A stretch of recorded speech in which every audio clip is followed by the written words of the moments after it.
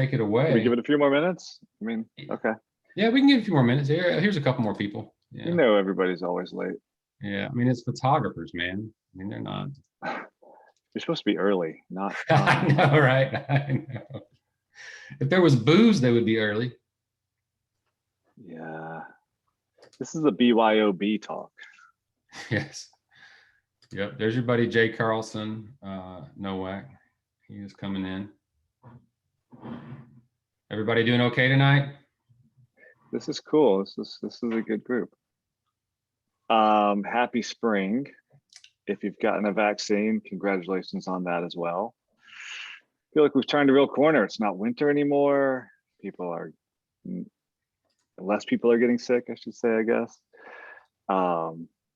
Yeah, this is good. Looks like we've got a good group of people from all over.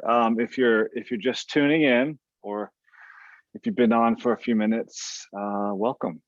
You can see Kevin Liles here, Mr. Atlanta Braves himself. My name is Raymond McCrea Jones, and this is ATL Photo Night for March 2021.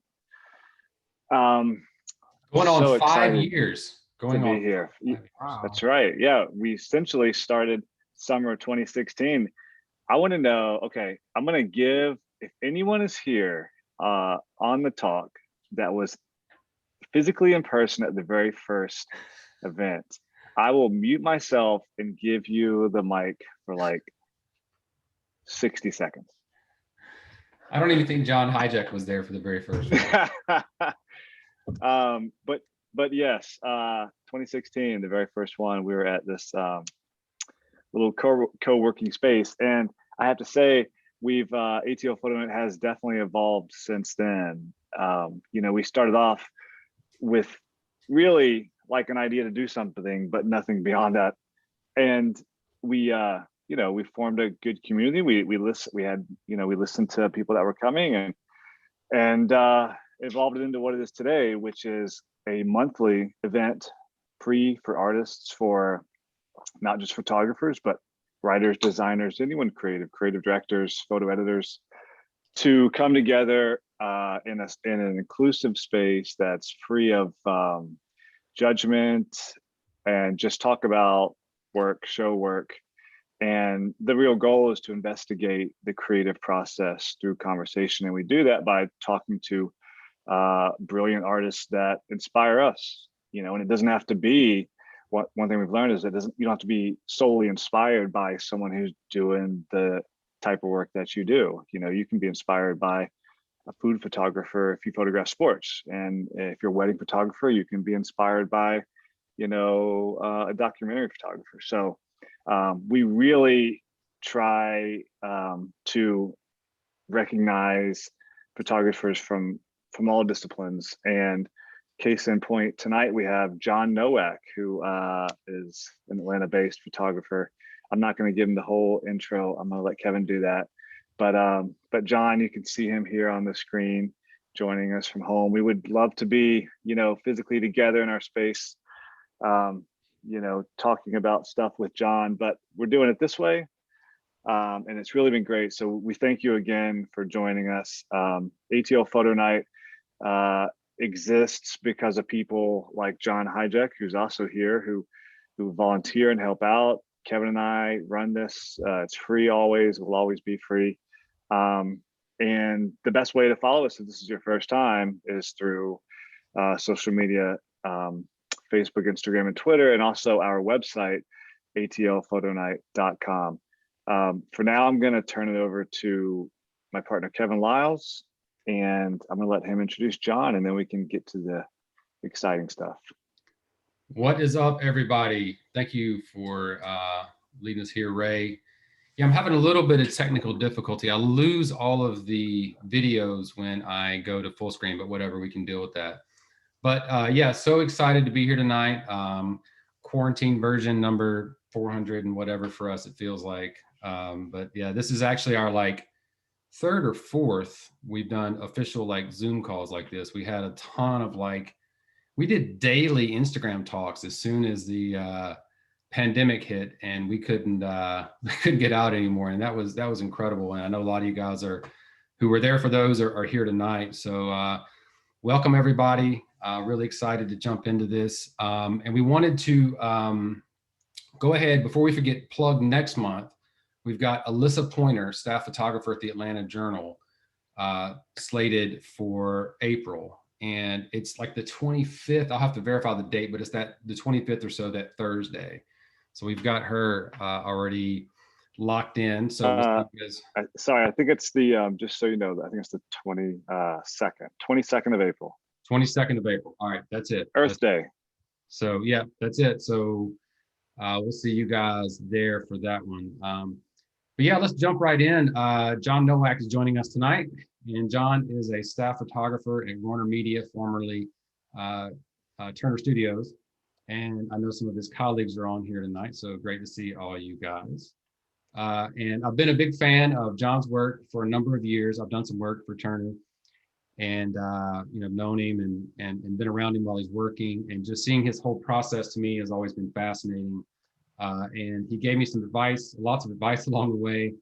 When I would have larger portrait setups that were a little bit beyond what I was accustomed to shooting, I would call John and try to get advice on dealing, how to just deal with the equipment and with subjects and things like that. He's just so good in those type of environments. So I'm going to hand it over to John. I'm going to get this slideshow started. And let's see, we got a few people coming in here, coming in a little late, letting those in. So I'm gonna hand it over to John. You just tell us a little bit about who you are and how you got here and why you are so amazing. Hey everybody, my name is John Nowak. I'm a photographer here in Atlanta. I've been on staff at WarnerMedia now. It was Turner back in the day, since November of 2009. A lot has changed since then, but I am still shooting just a little more sparsely now during COVID. So I tried to pull some pictures from way back when I started, and then a few more recent things. I guess we'll start. I'm from Kansas. It's usually my excuse when people ask me if I'm doing something weird. I'll just say I'm from Kansas, and that usually is my explanation for most of the reasons of the way I am. I started out for newspapers. I started out working for my college newspaper, and we started shooting film. I think one of the first slide has, I don't even know when I took this picture. I think it may have been my junior year of college when I got on staff. At the time, they issued us film, and we had our processor in the newsroom was broken. So we had a deal worked out with the local grocery store. So we would shoot assignments during the day and then run them out to the grocery store, and they'd quickly process them in like 20 minutes. And we'd run back to the newspaper and then hopefully get all of our pictures done and scanned before the paper had to go out the next day at 11 or 12 at night. We had one digital camera. It was a Nikon D1, the first version, that I think was a 2 megapixel camera that cost $6,000 new. You were only like the senior photographers could use that camera, and it was like emergency use basis. So the rest of us had to run around and shoot film for a lot of my college career. After college, I got a couple internships, and I worked for a very small local paper in Ottawa, Kansas, which is a town of about 10,000 people. And I was the one-man band. I was the entire photography department. It was an afternoon paper. I was responsible for shooting 3 pictures a day that had to be published, plus 1 or 2 sports pictures.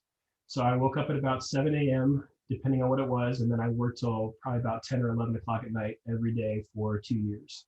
And that was holidays and weekends and everything. So I basically lived in my truck, and I lived in the newsroom, and my stuff was everything. So this was like a local dog show.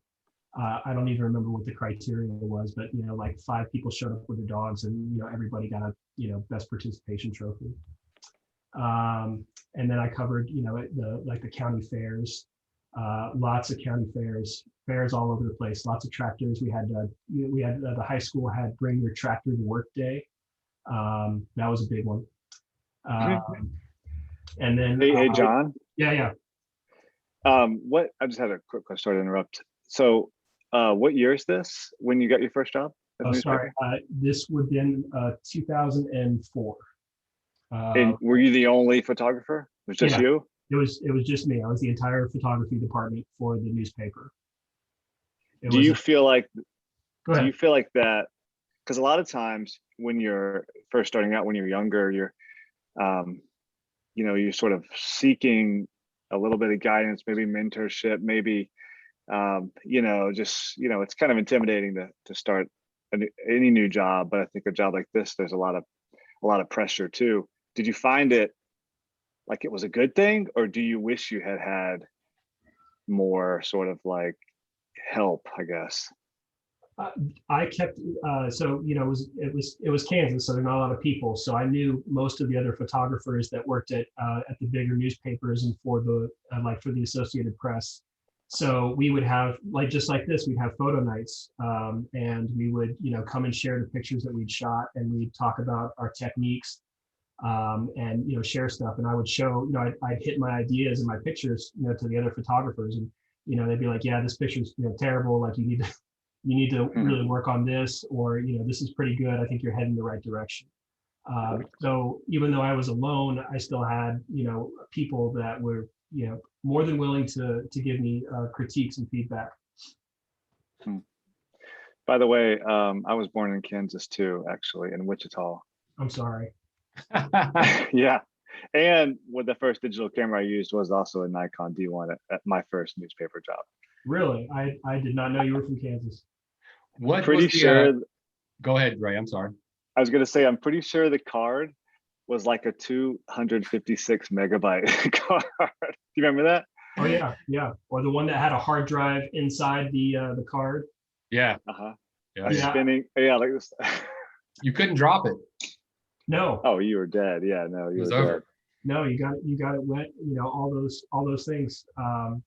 Anyways, continue, John, please. John, I was going to ask you, what was the circulation of that paper? The circulation was 6,000. Yeah. Wow. It was a 6-day-a-week paper, and it published in the afternoon. So instead of most papers, you publish it at night. This one, we came in the morning and published it at noon. And that's so cool. And we had your classic newspaper boys, who'd come up and toss the paper on the front porch. It was a real community paper. And the feedback was incredible because everybody, I knew everybody. They knew me as the photographer. I get stopped at Walmart, and I'd have people come up and be like, oh, it's a really good picture. There's some birds hanging out by my house. You should come take a picture of that. That'd make a good picture. And I had a lady, I remember, she was my heckler. She would write letters to the editor, be telling me whenever I took a bad picture, and she'd be like, the photographer really could have done a better job. You need to get a better photographer in there right now. Wow.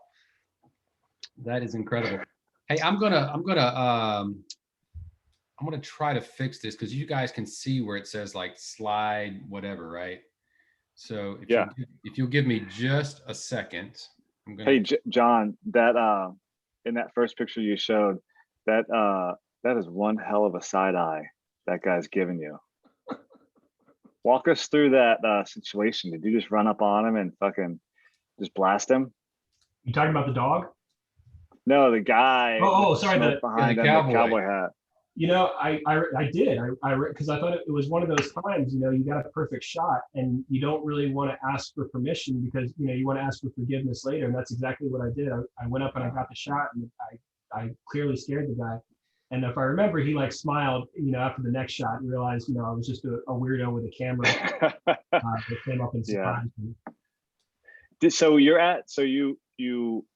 born in Kansas. Where did you go to university again? University of Kansas. Kansas, and then you got your first job. I expanded my horizon. And then you moved on to your first newspaper job, and you worked there for how long?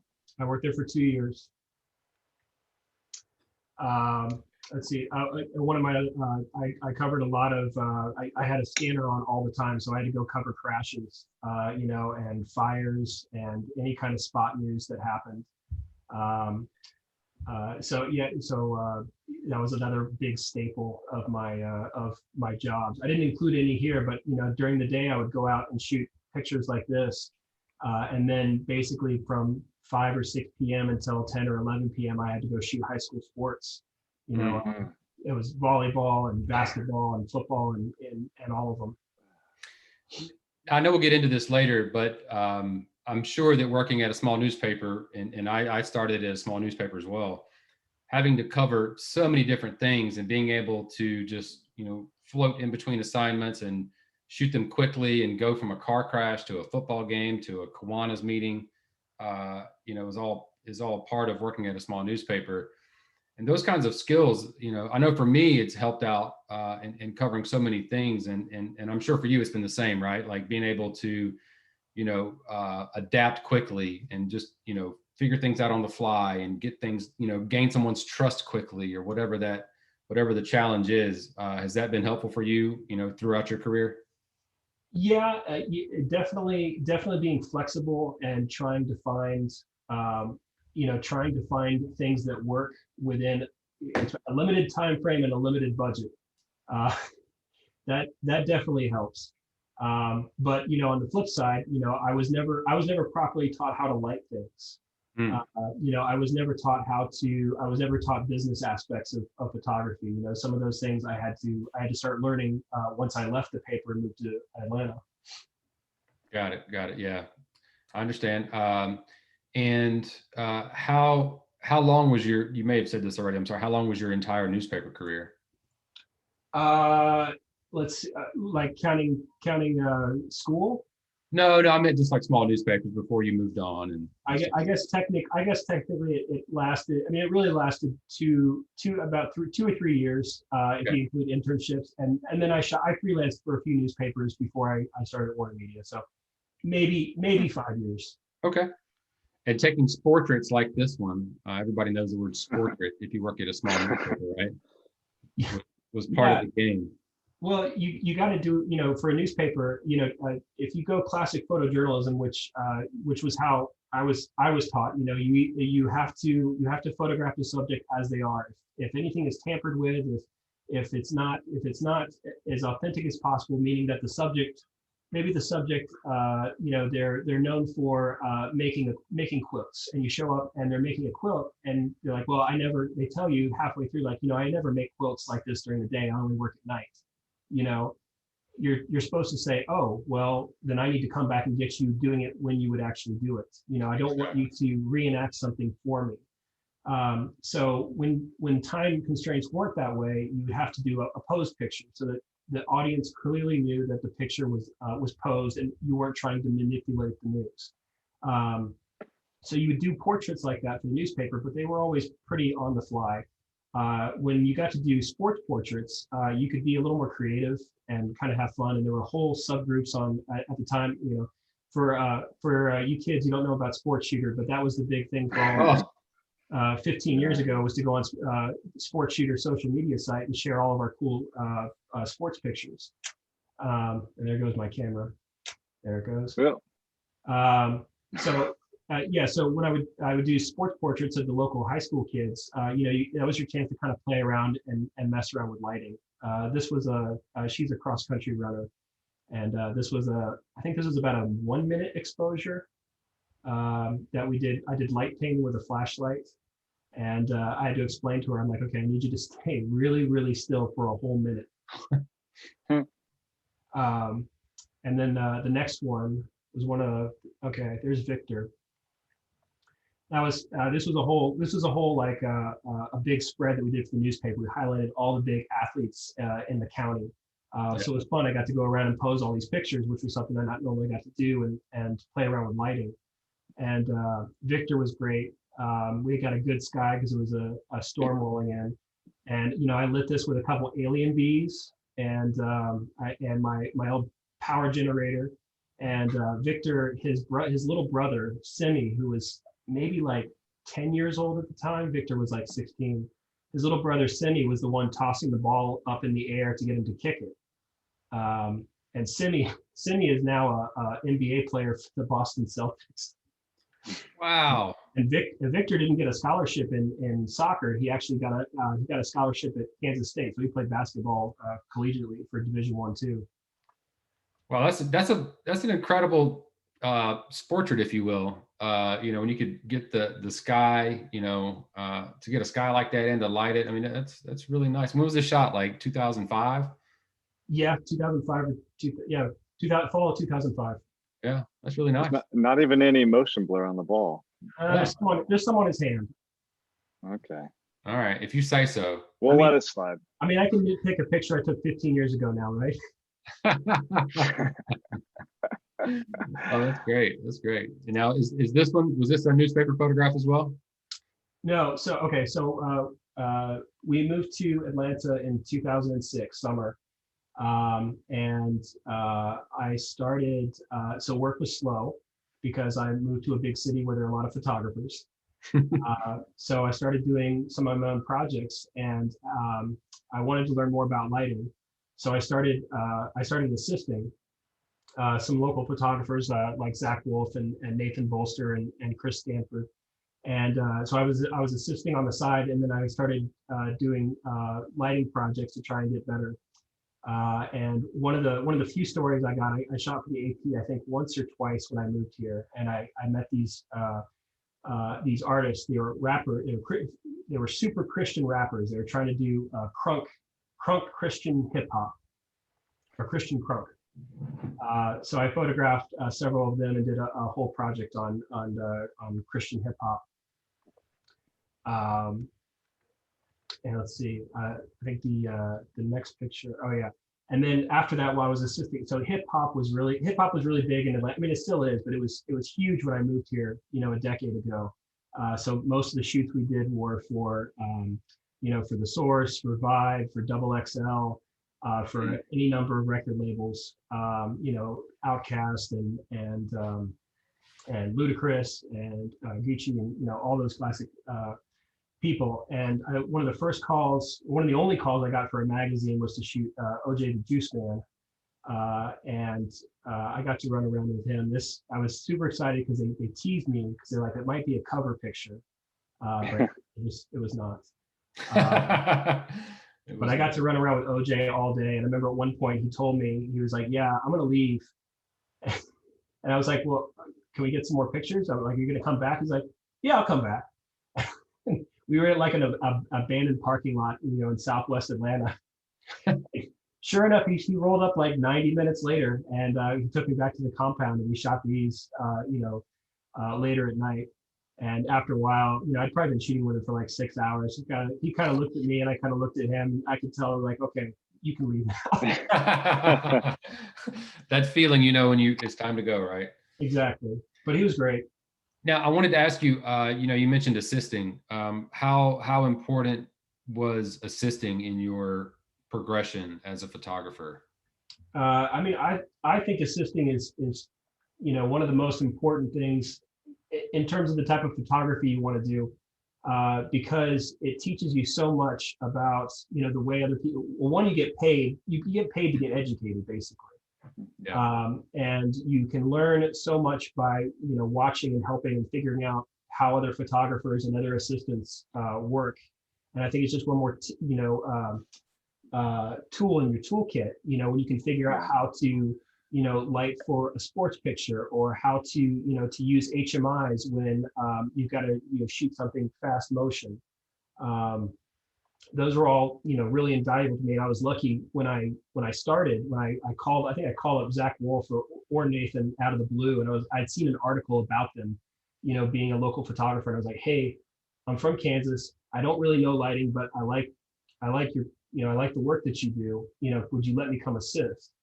And they were nice enough, even though I didn't know anything, to let me basically hang out with them and kind of teach me the ropes, and give me enough to start assisting on my own. Yeah, I mean, assisting has been incredibly important for me. I don't know a lot of other photographers, and you're right. I mean, just seeing how other photographers work was oh my gosh, it was such an education. And seeing how they work with subjects and lighting and all of it was just so instrumental. And I think we're moving on to your work once you started with Turner and WarnerMedia, but it was Turner at this point. Sure. Right So here. John, we had Zach Wolf actually as a guest pretty early on, probably our first year or two, right, Kevin? Yep. And he's definitely someone I think of who is really technical, like with lighting. Was that a good experience coming from a photojournalism background? You probably just must have had a huge exposure to all different kinds of lighting when you started assisting like that. So Zach knows his stuff. He was like the best assistant in Atlanta before he became a photographer. And he knew, so he even though he had a very specific way of shooting, he knew every other style, and he could give you, and he would give you an education very quickly if you didn't know what to do. He got me up to speed very quickly, and some of the shoots that we were on were they were very eye-opening. We shot in some very sketchy places back in the day. I remember. I'm trying to. I also got to watch what I'm saying here. I remember one shoot we pulled up into like the most ghetto parking lot in by a McDonald's, and Zach and the other assistant, we get out and we can see there's a lot of sketchy people out, but this is where they wanted to do the shoot. He's like, it's fine. He goes, and by the way, he's like, there's a gun in the glove box, and I start laughing, and I look up, he's just like.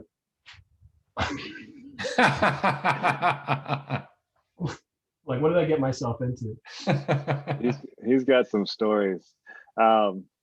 That's great. So I know everyone else also wants to hear, but I'd love to hear just briefly before we get into the details of the images, just how this job came about. You go from being a staff photojournalist, and then you're freelance, and then an actual, like, this is a rare job. It's a pretty rare job, right? To have an in-house department like Turner, WarnerMedia does, and did then with staff photographers. How did you hear about this, and how did it come about? Yeah, I mean, staff photography jobs are incredibly rare. When I started assisting, those other photographers said, well, you should go talk to Turner. Turner uses assistants all the time. And they do a lot of photo shoots. So I got put in touch with Barbara Griffin, right? I was not cool. I was not good enough to talk to Barb at that point. I had to start much lower. I think I started with Julie Hall, and she got me in, and I started assisting Mark Hill, who was the chief photographer there for 20 years. And I was still shooting on the side, so I would casually share my work, and Mark was like, oh, you shoot too, and we like your stuff. So I started freelancing for Turner, and I didn't screw up, which I think is a real big part of photography, is showing up and not screwing up. And a job came open, luckily, and I was able to get hired. That's amazing. And so now, it's really, I think, for those people who don't know what you do there, or what you and like the type of photography you guys do, it's insanely diverse. I mean, you go from like shooting these incredibly lit studio portraits in your studio on the campus to basically covering presidential debates as if you were a staff photojournalist again. It's really insane what you guys do. It's been so impressive. Yeah, the diversity of work that we do is fantastic. It's nice because you don't get stuck shooting one thing. I mean, and sometimes it is really cool, and sometimes it's stuff that you're like, I can't believe this is something I would take a picture of. When I first started, I wasn't ready to cover some big stuff. So when I first got hired, one of my very first assignments was to take pictures of children's backpacks. They had all these branded backpacks from Cartoon Network, which is one of their brands, and they sold they had like 150 different backpacks that were sold in South America, and they needed pictures of every single backpack. Wow. So I took all these children's backpacks and I sat in the studio for like a week by myself, just taking pictures of these backpacks. And you're right. And then, some of the other stuff goes from political coverage. We do stuff with CNN. to NBA, and then corporate, internal house corporate stuff. And we're gonna see it. We're gonna see a great mix of like all the different stuff you do. I don't think people understand how big WarnerMedia is now with all of the different properties, but I think we're gonna see a lot of that. So yeah. So this is obviously the Blitz himself. Yeah. Wolf Blitzer. Are you guys pals? He knows who I am. I know this because the last time I photographed him, I showed up and he looks up, he smiles like, I know this guy. But I don't think he knows my name. But Wolf is fantastic. He's exactly like you see on TV. He never loses his cool. He's always very, calm and collected. And he's great to work with, and he always produces some good pictures. Working, when you shoot CNN stuff, it's a mixture of photojournalism and also like PR. So you can shoot an anchor, but then it's like, well, don't shoot the anchor from this side, or don't shoot them, from over here, or when they're making this gesture or something like that.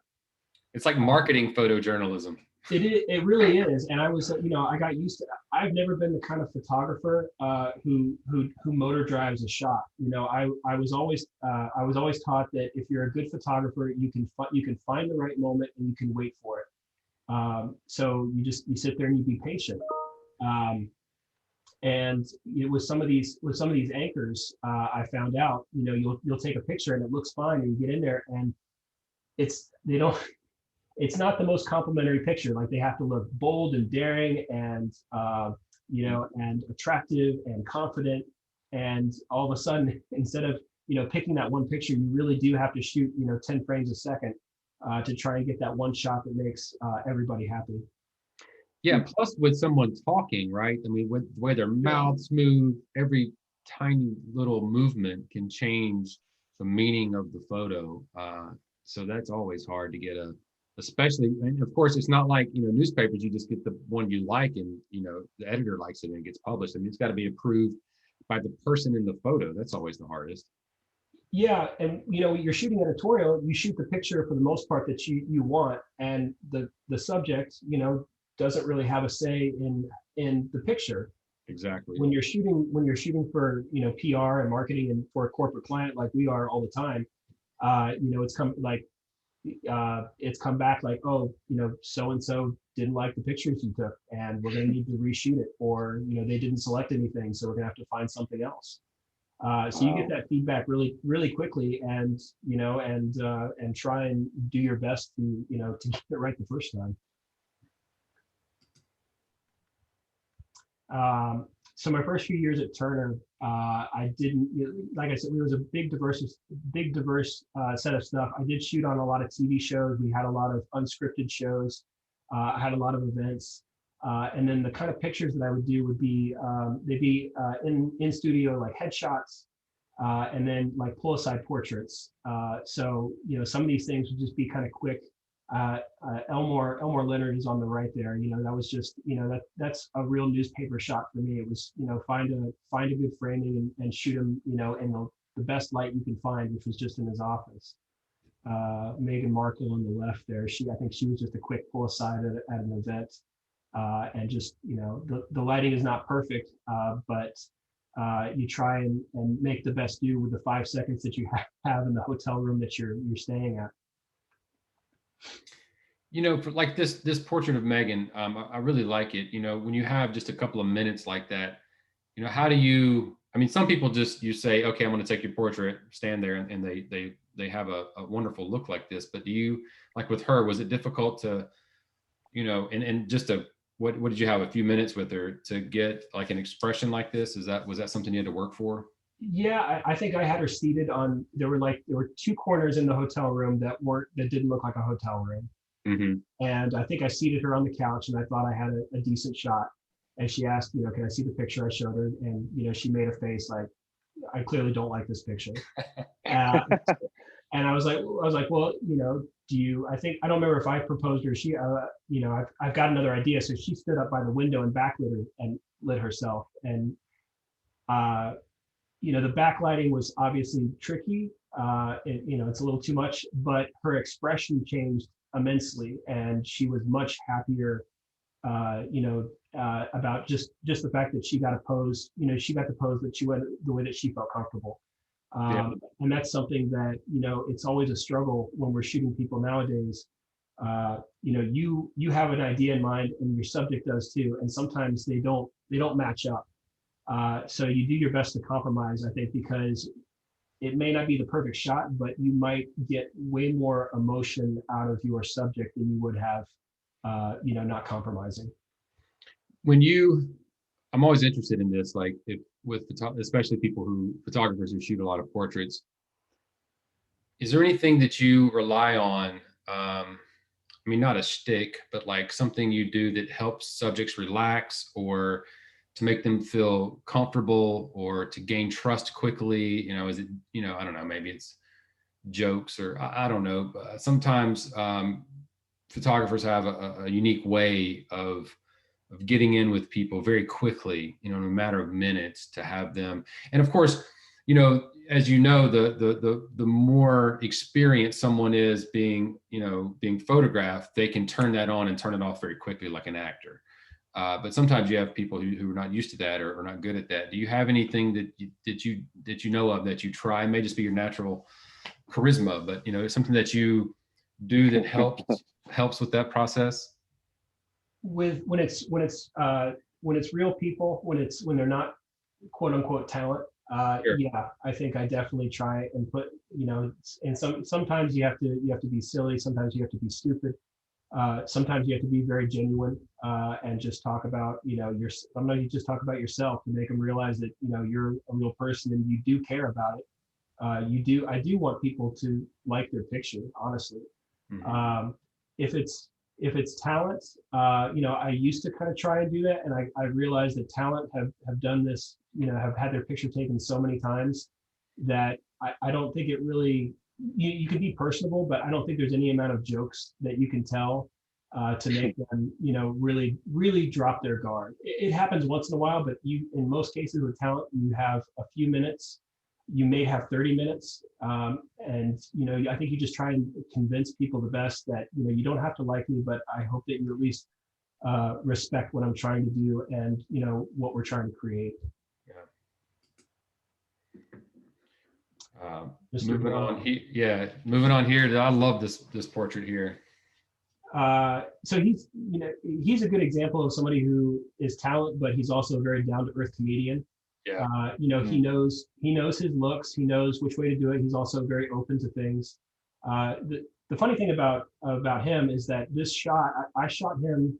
I think this was in 2017. It was the first season. I think he's in season 5 now. It was the first season of his show, and we had to shoot him. He was doing like a full 10 or 12 hours of video promos, and we had a few minutes to pull him aside to do the key art. And I think we shot this in like 12 or 15 minutes. It was definitely less than 15 minutes. So we had a limited amount of time. We set up our light and we just went through everything. It's like, okay, we get full body.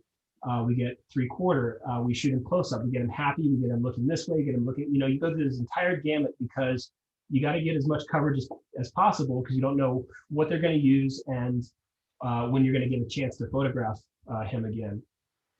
So this 15 minutes that I had with him ended up being 4 years of pictures. They used it for every single key art. It became the cover of his book. He still uses it for his headshot when he's out promoting and doing the speaking tour. I think it's funny of making a picture evergreen and then how many ways it can get used and how long it can get used. It's wild that they would have an entire day of video promos and 10 minutes of photo, right? I know, but you look at it, it's like, well, you got 15 minutes with him last time and it lasted for 4 years. Why do we need more? Like you are your own enemy, right? Because you can get it done. Exactly. You've done a lot of work with these guys. The NBA guys. Oh man. So NBA on TNT is one of WarnerMedia's biggest properties, and they're very popular. They have a lot of guests on, and it's been a real challenge because we really don't have. Every year we need more and more pictures of all four guys, the guys. And for years we could not get all of them in the same room. Just timing and logistics and everything. And if you can go in and take pictures of them at the desk. If you go on the set, they're like 7 feet away from each other. Like the desk is huge. It's like an airplane wing. So it's impossible to get a nice tight picture of all of them looking good and happy and together. And I think we worked on it for like 3 or 4 years. We couldn't. I know it sounds really weird, but we just like logistically we could not get them all in the same room for a picture. And we finally did it. This picture was, I think it was a couple of years ago, and I think I got 3 minutes with each guy, and then we did one group shot that was maybe 5 minutes, and this was one of the group shots. Wow. And now, did you do a lot of directing on this shot? Like, Shaq, I mean, obviously Shaq's taller, so it makes sense to put him his arm around Kenny. Is this one of those things where you direct a lot, or they just kind of fall into place and you kind of tweak it? Once you're on a shoot this big, it's honestly kind of it's you're directing, but you also have 5 other people yelling out stuff. You have a creative director, a client, another client. You might have one of their PR people. It's a project. But yeah, it's definitely directing. I mean, the great thing about working with people who are on camera is they know their good sides. They know for the most part what works. It's just a little movement here. It's a little movement here. Mm. And then also, of course, getting them to show up. Mm. Yeah, of course. And these are your portraits that you got, obviously, when you had them individually. Yep. John, Matthew Ron says, John loves photographing Shaq, period. Shaq is so tough because he, you never know if he's in a good mood or not. I mean that quite honestly. Like I've tried to joke with him before, and he was clearly not he was not in a good mood. So I never know which Shaq I'm gonna get.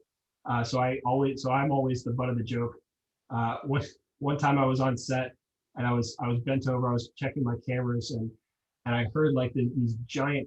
I heard this lumbering. I heard these giant footsteps. And Shaq comes over and spanks me in the butt. And he's like, "Don't bend over on my set." He's like, "That's what's gonna happen." So he can be, and other times I remember I was at a game one time and I had my very long 400mm lens, and he just wanted to goof around. He's like, "Give me that." I'm like, "What?" If Shaq asks for your $15,000 lens, you give it to him. Yeah. And he takes the lens and he just starts taking pictures, just to be a ham. Wow. He gave it back to me after like 30 seconds. He's like, "Those are all good." And here's another NBA star, Dwayne Wade. So for a portrait like this, John, this is definitely a departure from the portraits you've shown. Maybe not from what you generally do, but like how much creative freedom or direction did you have, maybe in pre-production or on the day of, for a portrait like this? It's very stylized.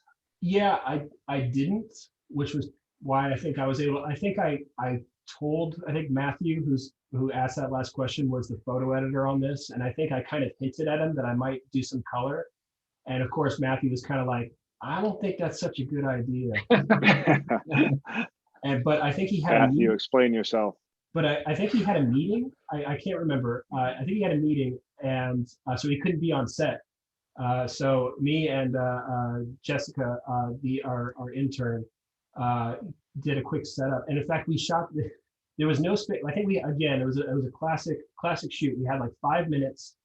We had to shoot it in the hallway because he couldn't like leave the area. We had to shoot it within like a 50-foot radius of his green room.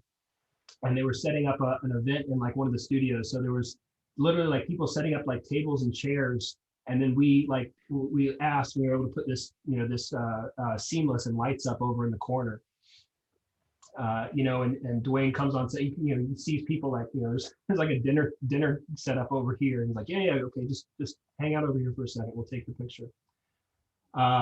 So we did not have a lot of creative direction. They give us a couple shots, ideas from other things, and they're like, just make something happen. So we shot Did this. you know he was? Go ahead. Did you know he was going to wear this shirt? It ties so well the color into like the background. He had 3 outfits because these were shots for like his clothing line, and he changed them up, and that was just the one that worked the best. Awesome, cool. Yeah, and that's a clear departure from a portrait. I mean, because you do a lot of stuff like this too. That's just like well lit, perfectly lit. Not a whole lot of not a whole lot of colors and gels and different creative interpretations, right? Yeah, this was a very calculated. The client, this is one of those ones. This was one of the last big shoots we did before COVID. This was end of February in 2020 in LA, in this great American Legion just off Hollywood Boulevard.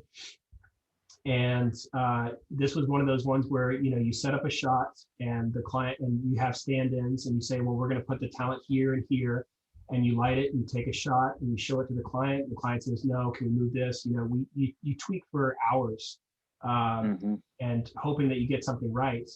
And then the talent comes in, and you shoot for a few minutes, but that's it. Everything is in the setup, and trying to nail it before they step on the set. John, the one thing that the piece of advice you gave me that was so helpful, and I still do this to this day, is when building a set, or using multiple lights in a shoot, is build it one light at a time. And I used to have a habit that I would use, let's say if I use 6 lights, I would turn all 6 on at the same time and shoot it and try to tweak each one and get it where I wanted. And when you told me, just build it one light at a time, oh my God, it simplified things so much. You turn one light on, you shoot it where you want it, you add this one, make it brighter, softer, whatever, modify it how you want, and then keep going. And so, that was so helpful in doing these kinds of portraits. Something like this. How many lights are you using on a setup like this? This may have been only 5 or 6. Only 5. To some people that's a joke, and on some commercial shoots, it's not uncommon to have 15 or 20 lights.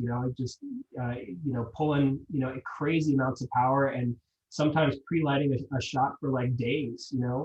It just depends on a lot of factors, and budget, and there's so many ways that that these happen. And then of course the picture that they use is the one that you pulled aside and did natural light, and it took you 30 seconds. Without going down the equipment rabbit hole on something like this, what have you got? Just like a massive key light and a lot of different fills and a hair light. Is that the kind of setup for something like this?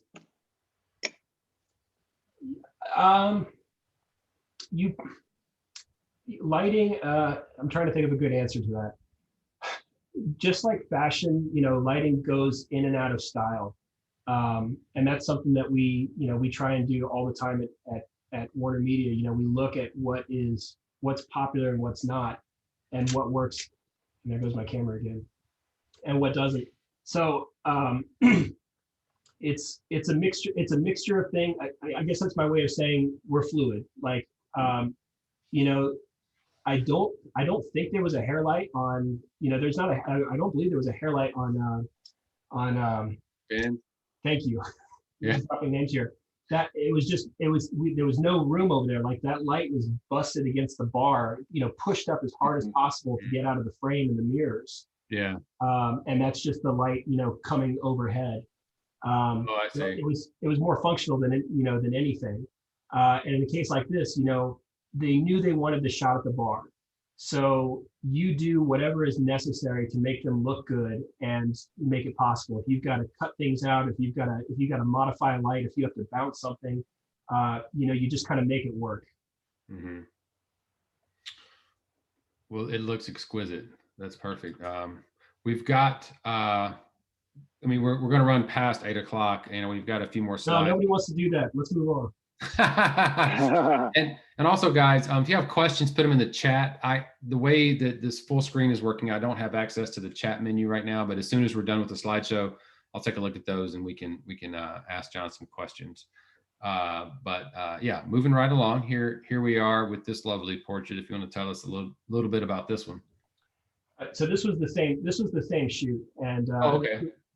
so I just included a few more shots from this shoot in here because it was technically a big shoot for TCM, Turner Classic Movies. They had all of their hosts. They're 5 now. They were there for a different shoot, and we put this together. And they're like, okay, we want all 5 in a picture. We want to shoot them at the bar. We think that's the best place in this location.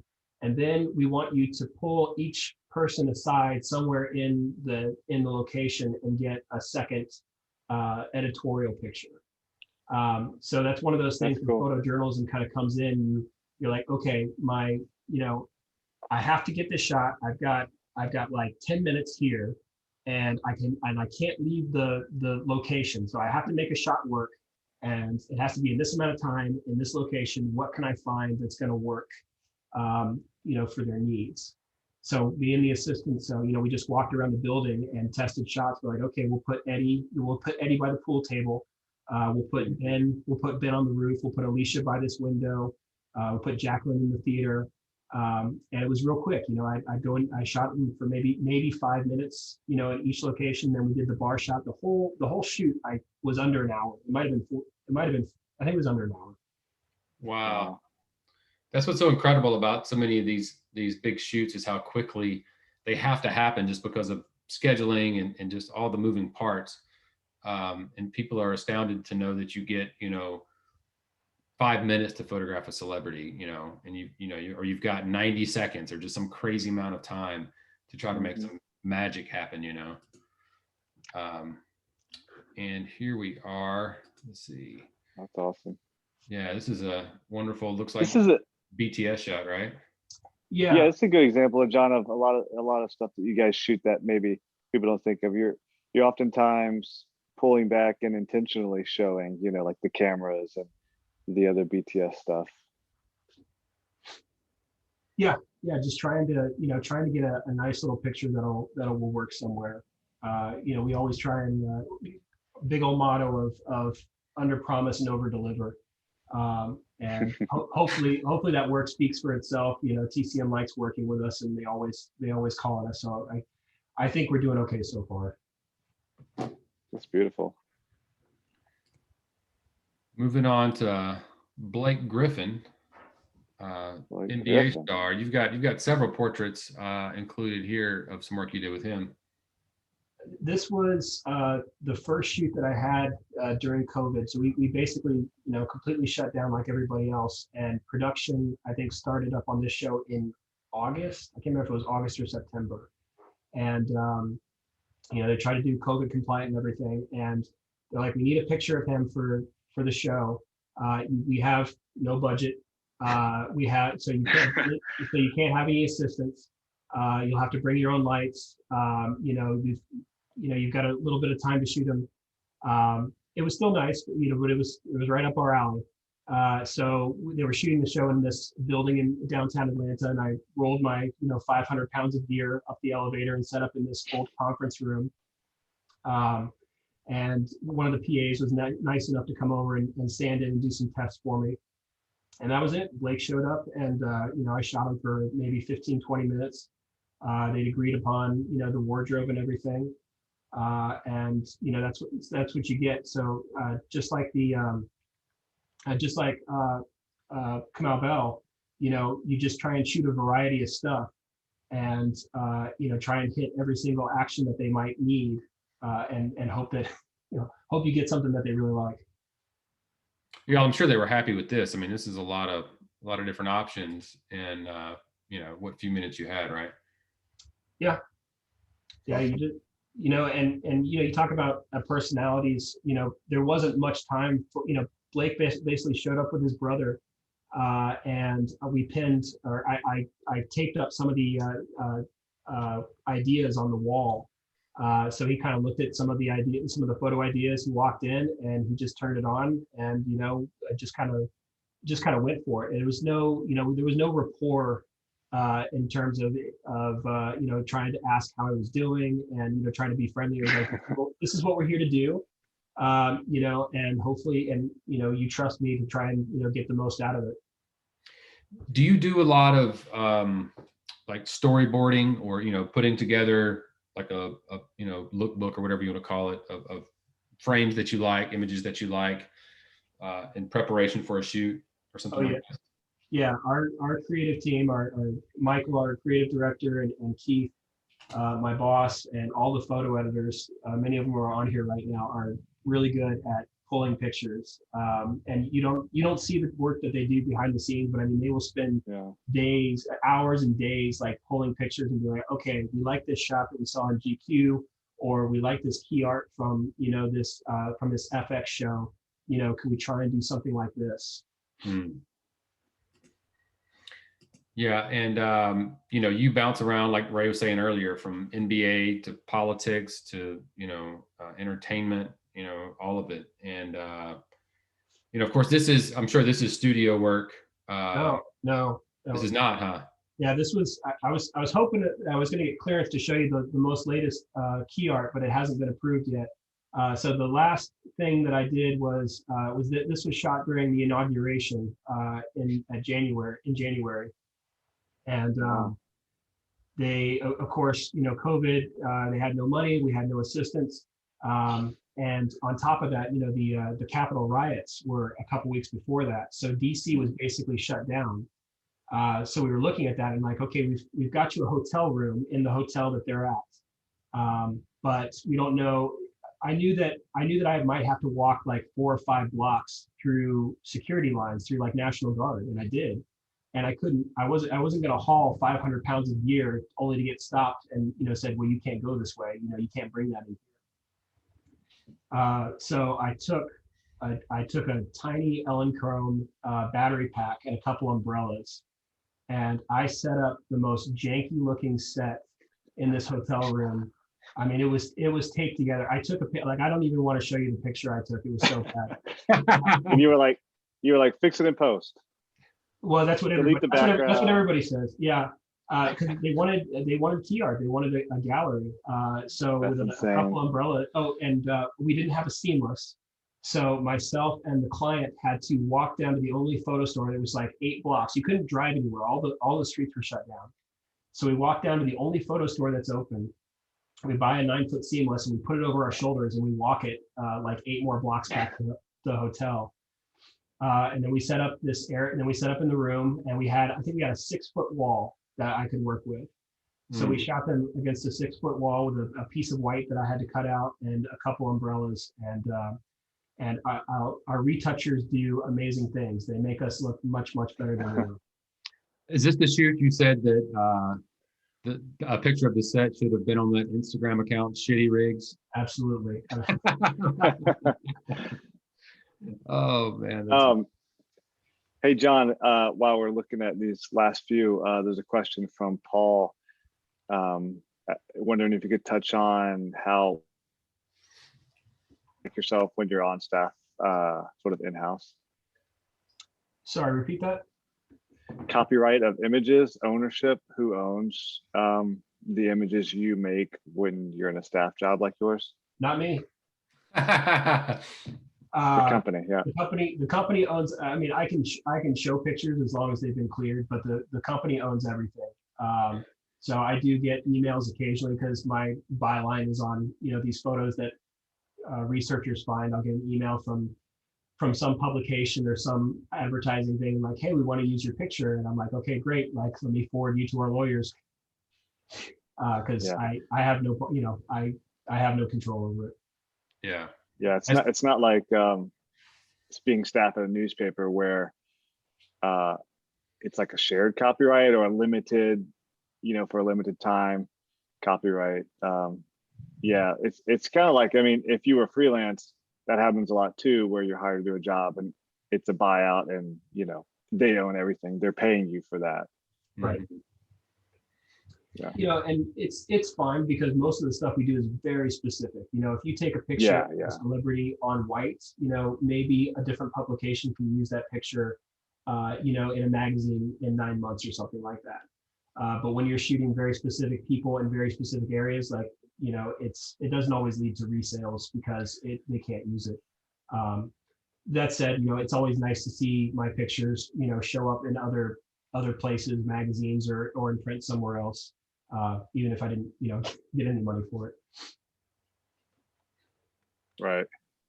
Yeah, we're down to the last couple of slides here. It's just still. You should be on the last one. I was going to end with the fireworks. So it's this one and then that one. Oh yeah, there you go. Yep. Yep. Oh, so this was part of that. Oh, this is part of the same shoot. It was at the inauguration. Yeah. So I did on-set pictures of them, and then I got them, and then I did the portraits in our hotel room. Fireworks. Yeah. And then you stayed for the fireworks. And we stayed for the fireworks. Amazing. That's a hell of a vantage point. You know, it was a good view. It's that light rig down there in the lower half covering the White House just kills it for me. Oh, and the bottom left? Yeah. I see it. Yeah. You can probably delete that in Photoshop these days. Yeah, that's beyond my talents. If you'd have shot this like your old newspaper days, you would have had like a 1 minute exposure of the fireworks, you know, blurring down, right? Yeah, I don't know. The less effort these days. I'm too comfortable. John, we have another question, very philosophical one. Asking you to dig real deep. What do you think of the future photography, where it's heading, and what will happen tomorrow? As in like Friday? It's Friday. It's changing all the time, right? You know, our industry has been in upheaval for the past 20 years, essentially, you know, like it's been, so, yeah, I don't know if anyone has an answer to this, but we would be interested to hear your take on it. Yeah, I'm going to spew a bunch of stuff that's not going to make sense.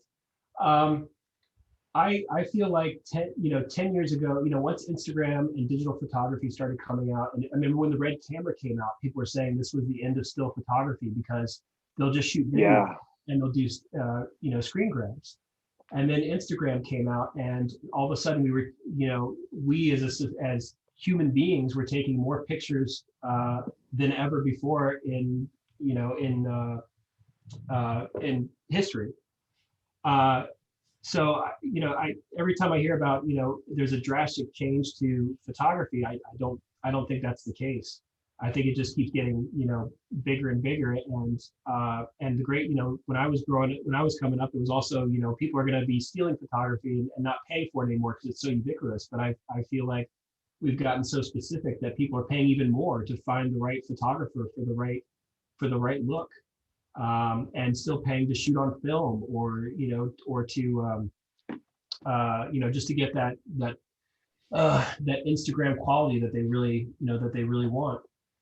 I will say, in terms of like we're definitely seeing more diversity in photography. There's been a huge push, you know, for photographers, you know, who don't look like me, to get, you know, to have more opportunities and more jobs. And, you know, and in terms of, you know, style, I feel like what we're seeing right now is we're seeing a lot of kind of lo-fi photography. You know, a lot of people are still using color. They're still using very expensive cameras and lights and everything, but the photography is not as polished. It's a little more raw. And once I started seeing like natural light and kind of, you know, very almost gritty pictures on the cover of fashion magazines, I was like, okay, like this is definitely a trend. You know, we've gotten away from photoshopping, you know, the hell out of everything and lighting everything to a T and making it a little bit more natural. And I like it. Yeah. And John, one thing that you mentioned to me a few weeks ago is because I asked you a question about a specific image on Instagram about how it might have been lit, right? And we talked a little more, and you said that having a look right? A signature look as a photographer is the thing now, right? I mean, of course, it's always been everyone's, you've always wanted to have your own look, but photographers will have their own like kind of trademark setup that gives them a certain look. And and once you've kind of established yourself with that, I mean, you can get, you're in demand, like you get a lot more work. Is that something that you've tried to like develop yourself, to have your own kind of look, or being staff, and you kind of have to shoot what everybody wants, or somewhere in between maybe? You definitely have to shoot. I mean, you definitely have to make your clients happy. But I would be doing that if I was a freelance photographer anyway. Yeah. I think there's definitely some power to having a specific look. And there are lots of photographers right now that are getting hired for very colorful. Color is still a big thing in photography right now. That said, like like I mentioned before, photography is like fashion and music. It comes and goes. That look goes in and out of fashion. You can tell a picture that was taken in 2010 because of the style it was shot in. So I think if you marry yourself to one type of, a certain look, it's great. But you also always have to be very flexible. And the photographers that are still working that I've followed, I think it was really interesting when I started seeing some of these people who didn't shoot with gels, or they didn't use motion blur, or they used to use a lot of Photoshop, and now they've kind of adapted and they have started adopting, the stuff that's more popular right now. So for better or for worse, working at WarnerMedia, like we get to kind of, Jeremy and I get to be chameleons and kind of sample a little style here and there, and try all the colors of the rainbow, as opposed to one style. Well, you do it well. Well, thank you. I've got a couple of questions from your friend Jay Carlson here that I wanted to run by you. One is, and he emailed these in earlier, so he was ahead of the curve on the question game tonight. Jay is always prompt.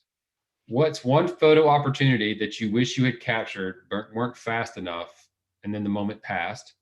And then these are easy questions, so I want to read both of the same. No, it's not an easy question. Well, no, I mean, but that one's easy to remember. The second one is, how do you decide which photography format, digital, 70 millimeter, black and white, to use when taking recreational photos? That's if you take recreational photos. I know you do that. It depends on how I'm feeling. I really want to pull out my 4x5. I've wanted to pull out my 4x5 camera for the past week, and I didn't get a chance to do it today because of everything. So it's more of a mood kind of thing, I suppose, more than anything. I will say, when I'm taking pictures of a project or my kids, which suck up most of my memory card space, I want to shoot it digitally, because if I don't get it, if I shoot it now, I can put it on my computer and not worry about losing it, Whereas film, I've got to sit there and mark what I did, and then, make sure I get it off to the processor at this point. As much as I love film, it definitely, it makes you work. For sure. And then did you have any photo opportunity that you missed, that you remember because you weren't quick enough? I mean, I feel like that happens every shoot. Right? That's every shoot. Well, I promised Jay I'd get those in, so I wanted to get those questions. Okay. I think I've told this. I think I've told this story before, but I kind of think back to it because we were at the Republican National Convention. No, I can't remember. No, it wasn't the convention. It was one of the Republican debates that we did back in 2016. And we were backstage, and I was waiting for the candidates to go out. And it's super dark back there. Like, the only hope is you can get a cool sliver of light that comes through the curtains. And that's what I was hoping. I was hoping to get a weird picture, basically. And Donald Trump is back there waiting in line with Marco Rubio and Ted Cruz.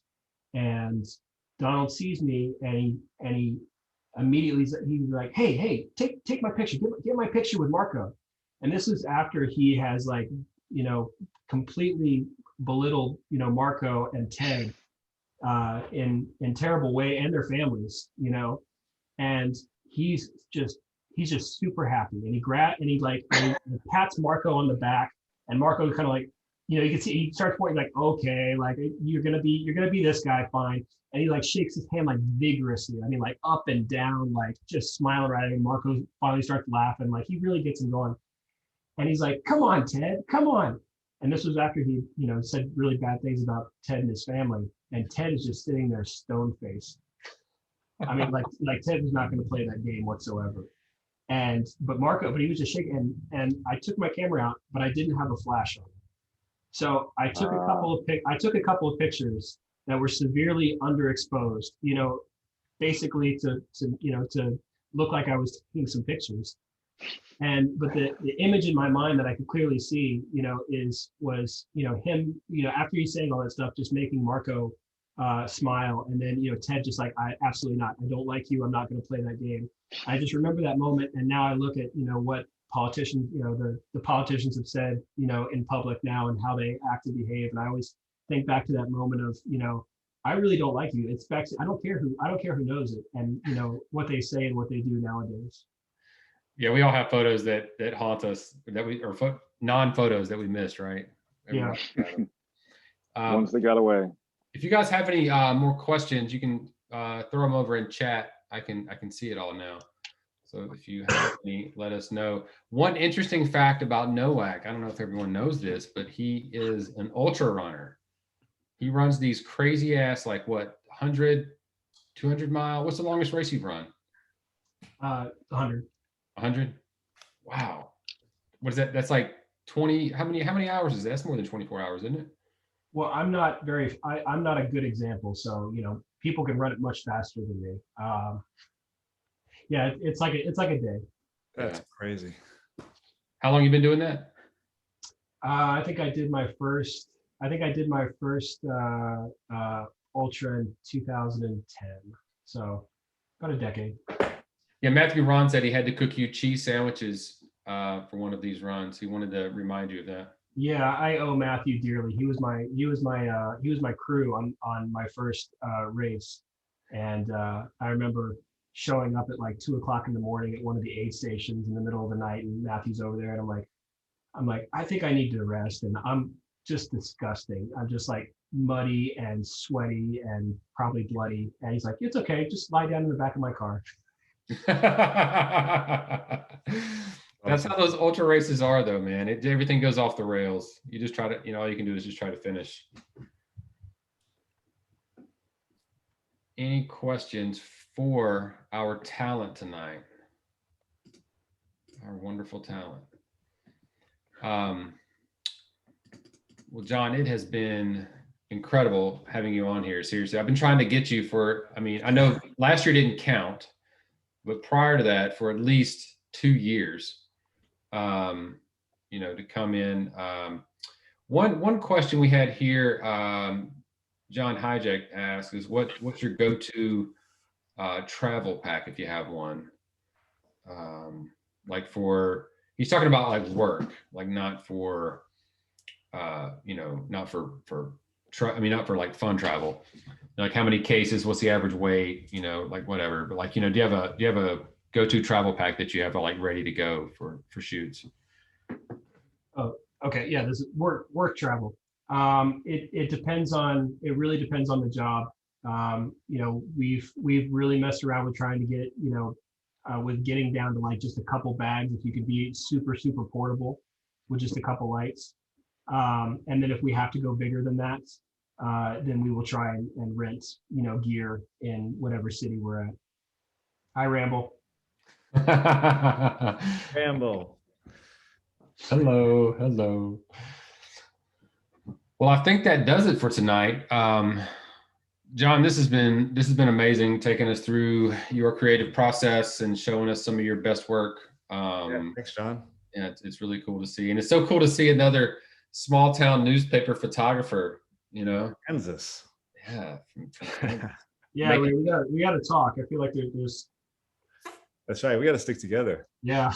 Yeah, we'll have to talk and bring up stories about Topeka. Oh my God.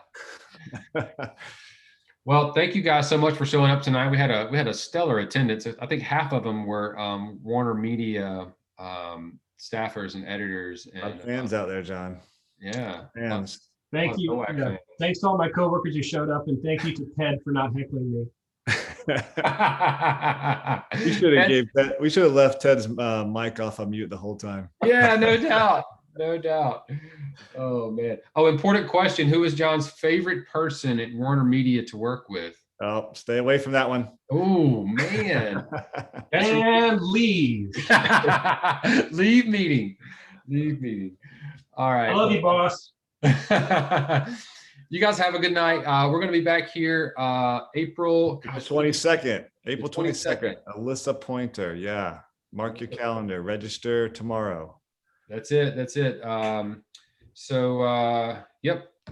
So we'll have more information on that. Stay tuned to all our channels, all our social media channels. All of it's at ATL Photo Night. Our website's atlphotonight.com. Like always, thank you guys so much for coming out. We couldn't do this without you. We love the community that we have, and having you guys here has been amazing. We can't wait to see you in person. We got some cool stuff up our sleeves. Hopefully we can pull out, things get a little warmer, everybody gets vaccinated, hang out and not worry. So, all right, well, it's a good night from my house, and we'll see you guys next time. See you, everybody.